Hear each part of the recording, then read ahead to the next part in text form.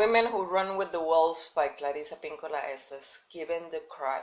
When Bluebeard bellows for his wife and she stalls for a dear time.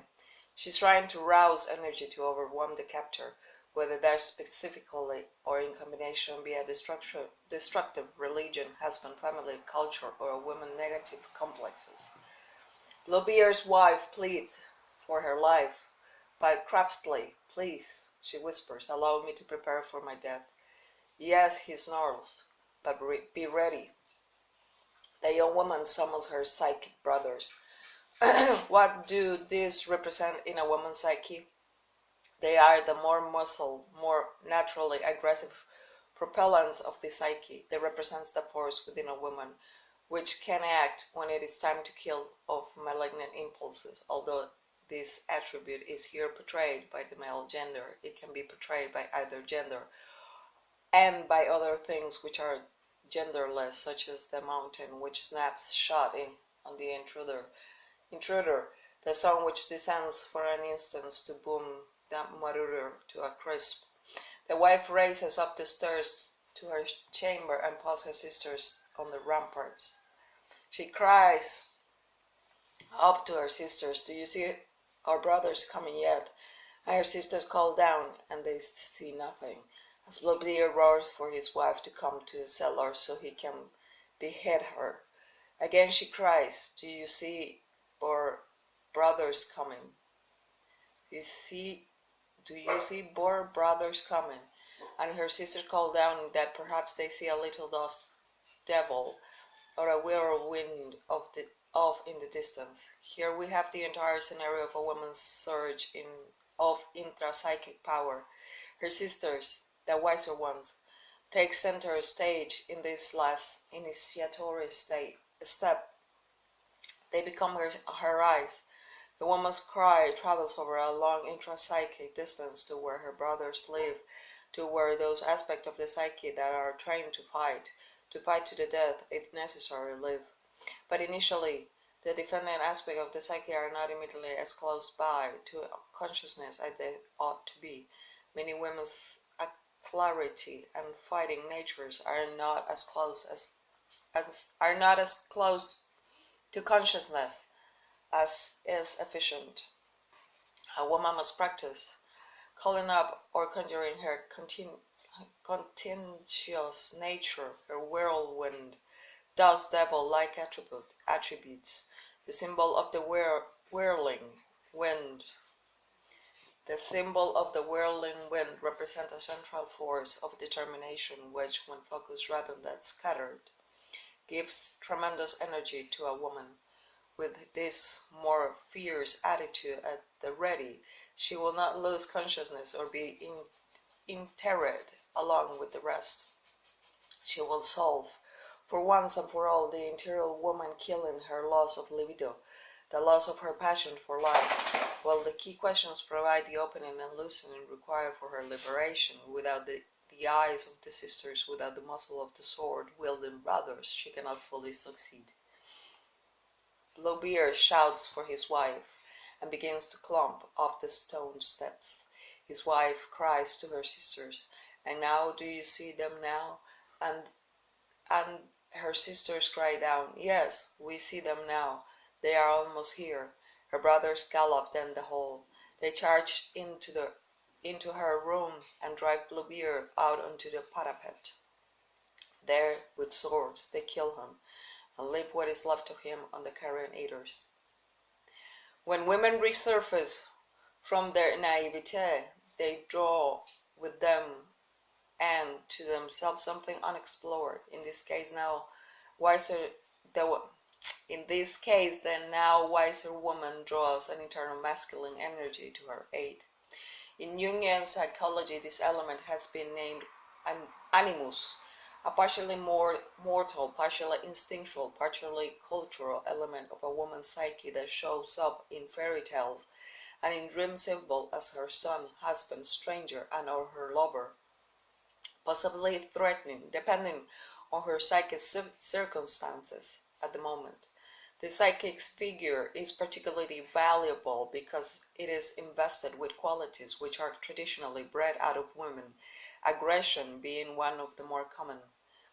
When this opposite gender nature is healthy, as symbolized by the brothers in Bluebeard, it loves the woman it inhabits. It loves the woman it inhabits. It is the intrapsychic energy which helps her to accomplish anything she asks.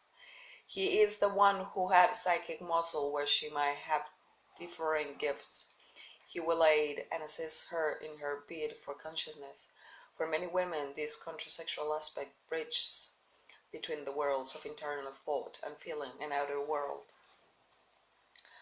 The stronger and more intellectually vast the animals, think of the animals as a bridge, the more able, easily, and with style the woman manifests her ideas and her creative work in the outer world in a concrete way. A woman with poorly developed animals has lost of ideas and thoughts, but is unable to manifest them in the outer world.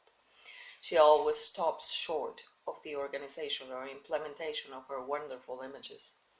The brothers represent the blessing of strength and action. With them, in the end, several things occur.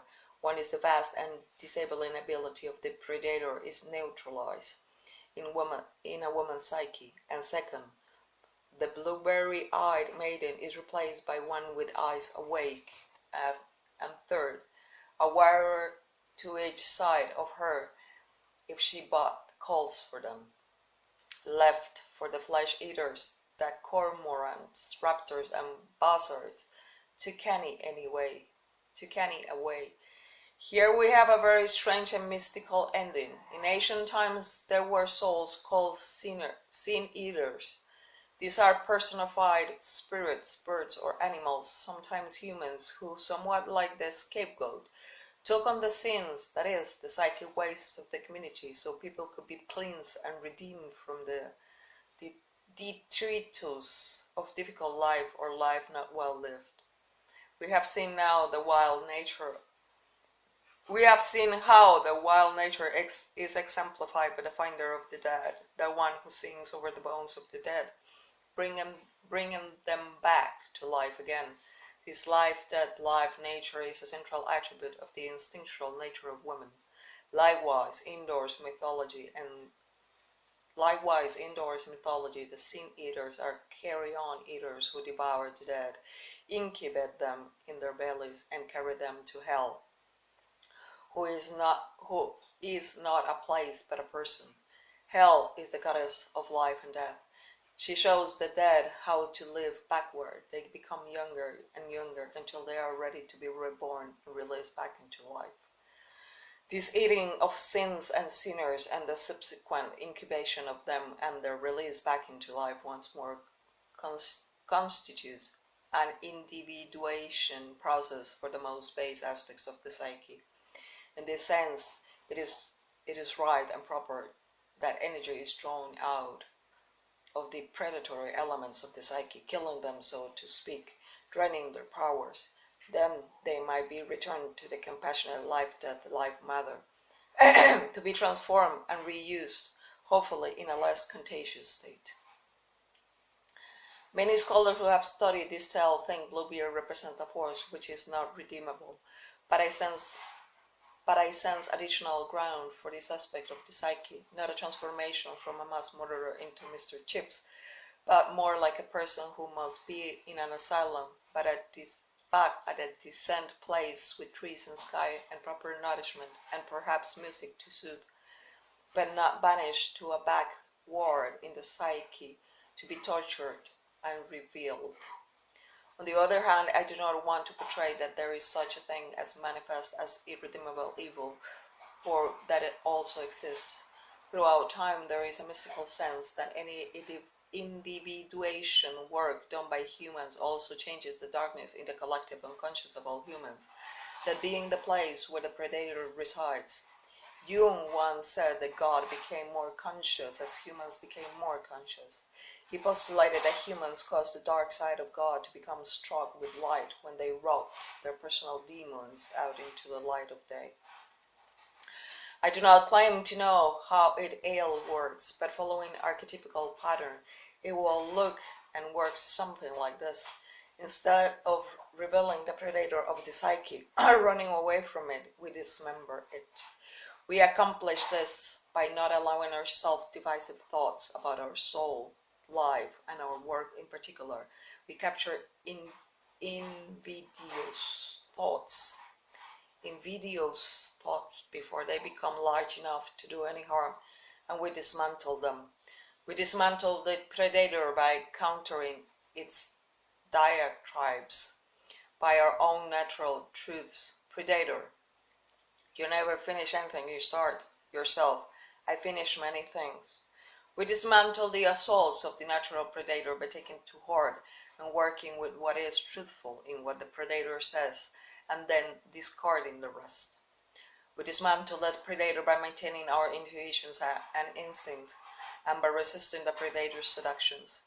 If we were to list all our losses up to this point of our lives, remembering times when we were disappointed, when we were powerless against torment, when we had a fantasy filled with hosting and fro, we will understand that those are vulnerable sides of our psyches, and it is those desirous and underprivileged parts that the predator appears in order to hide the fact that its sole intention is to drag you to the cellar and leech your energy as a blood transfusion for himself. In the finale of the Bluebeard story, his bones and gristle are left for the buzzards. This gives a strong insight into transformation of the predator. That is the last task of a woman in this Bluebeardian journey, to a life, death, life, nature to pick the predator apart and carry it off to the incubator, transform and release back into life. When we refuse to entertain the predator, its strength is extracted and it is unable to act without us. We, in essence, drive it down into the layer of the psyche where all creation is as yet unformed, and let it bubble in that etheric soup till we can find form, a better form for it to feel. When the predator's psychic energium is rendered, it is formable to some other purpose. We are creators then. The raw substance reduced down becomes the stuff of our own creation.